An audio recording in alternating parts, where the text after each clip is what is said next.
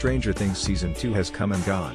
But series star David Harbour is already discussing what he'd like to see for Chief Hopper and others in Hawkins, Indiana in Season 3.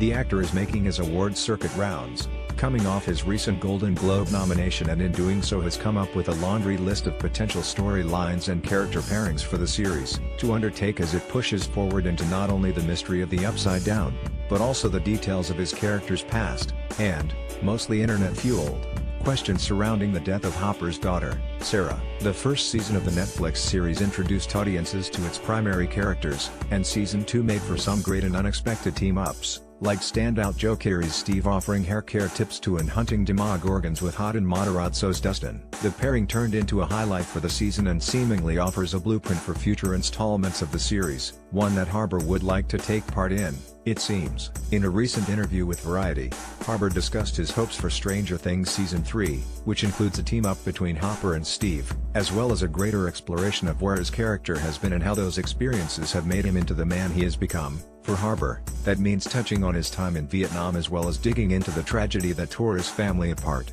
Harbour said, "I do think the internet knows my love for Joe Keery. I would love to see a Hopper and Steve get together, but I seriously doubt that's going to happen. I'd love to work with Houghton. I wanted to get into the backstory of Hopper more. When Eleven goes into the basement, she sees a bunch of boxes, one of which says Hawkins Lab. Dad? Vietnam. New York. There's a lot of story we can get into around Hopper's time as a cop in New York, Hopper's time in Vietnam. Sarah dies theoretically 5 years before our story. In terms of the timeline, we say in the first season that I moved back to Hawkins after that experience, and we have me calling my ex-wife, who is remarried and has a kid. There's a lot of rich material there, and with secrets around Sarah and that whole event, which I hope we'll get into in future seasons. Maybe not in the way you think, but there is a lot more complexity to Hopper's relationship to Sarah's death."